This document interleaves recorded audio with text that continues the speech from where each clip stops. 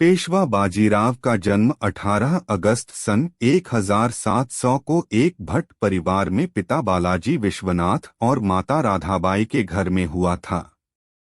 उनके पिताजी छत्रपति शाहू के प्रथम पेशवा थे। बाजीराव का एक छोटा भाई भी था, चिमाजी अप्पा। बाजीराव अपने पिताजी के साथ हमेशा सैन्य अभियानों में जाया करते थे। पेशवा बाजीराव की पहली पत्नी का नाम काशीबाई था, जिसके 3 पुत्र थे, बालाजी बाजीराव, रघुनाथ राव, जिसकी बचपन में भी मृत्यु हो गई थी। पेशवा बाजीराव की दूसरी पत्नी का नाम था मस्तानी, जो छत्रसाल के राजा की बेटी थी। बाजीराव उनसे बहुत अधिक प्रेम करते थे और उनके लिए पुणे के पास एक महल भी बाजीराव ने बनवाया, जिसका नाम उन्होंने मस्तानी महल रखा। सन 1734 में बाजीराव और मस्तानी का एक पुत्र हुआ, जिसका नाम कृष्णा राव रखा गया था।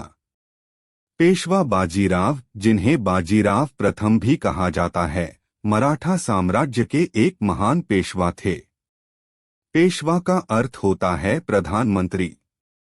वे मराठा छत्रपति राजा शाहू के 4थे प्रधानमंत्री थे।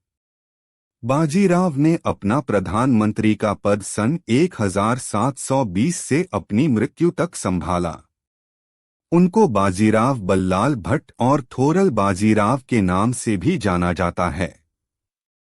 इतिहास के अनुसार बाजीराव घुड़सवारी करते हुए लड़ने में सबसे माहिर थे और यह माना जाता है कि उनसे अच्छा घुड़सवार सैनिक भारत में आज तक देखा नहीं गया।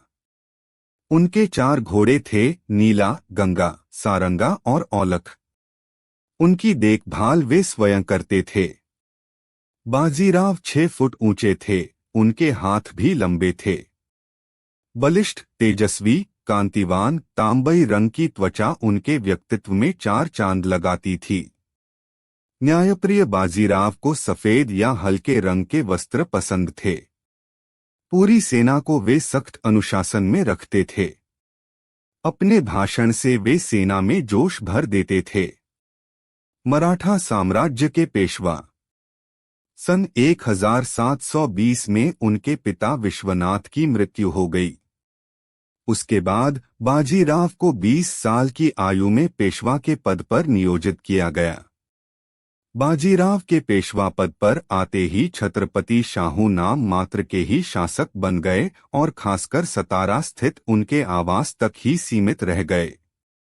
मराठा साम्राज्य उनके नाम पर तो चल रहा था, पर असली ताकत पेशवा बाजीराव के हाथ में ही थी। महाराणा प्रताप और शिवाजी के बाद बाजीराव पेशवा का ही नाम आता है, जिन्होंने मुगलों से लंबे समय तक लोहा लिया। बाजीराव बल्लाल भट्ट एक महान योद्धा थे। निजाम मोहम्मद बंगश से लेकर मुगलों और पुर्तगालियों तक को कई बार शिकस्त देने वाले बाजीराव के समय में महाराष्ट्र, गुजरात, मालवा, बुंदेलखंड सहित 70 से 80% भारत पर उनका कब्जा था। इतिहास में ऐसे कई वीर हुए हैं जिन्होंने मुगलों को दिल्ली तक ही समेट दिया था। उनमें से एक थे बाजीराव। हालांकि आरोप है कि भारत के ऐसे वीरों को आजादी के बाद के शिक्षा मंत्रियों और वामपंथी इतिहासकारों ने बड़ी चालाकी से इतिहास से हटाकर मुगल इतिहास को महिमामंडित किया। बाजीराव ने शिवाजी के नाती शाहूजी महाराज को गद्दी पर बैठाकर बिना उसे चुनौती दिए पूरे देश में उनकी ताकत का लोहा मनवाया था। देश में पहली बार हिंदू पद पादशाही का सिद्धांत भी बाजीराव प्रथम ने दिया था। हालांकि जनता किसी भी धर्म को मानती हो, उसके साथ वे न्याय करते थे।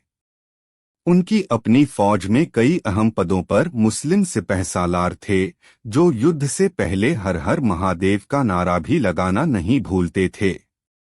अटक से कटक तक केसरिया लहराने का और हिंदू स्वराज लाने का सपना जो छत्रपति शिवाजी महाराज ने देखा था, उसे काफी हद तक पेशवा बाजीराव ने पूरा किया।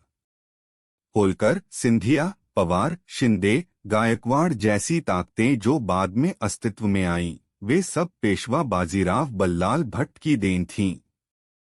ग्वालियर, इंदौर, पूना और बड़ौदा जैसी ताकतवर रियासतें बाजीराव के चलते ही अस्तित्व में आईं। बुंदेलखंड की रियासत बाजीराव के दम पर जिंदा थी। छत्रसाल की मौत के बाद उनका तिहाई हिस्सा भी बाजीराव को मिला।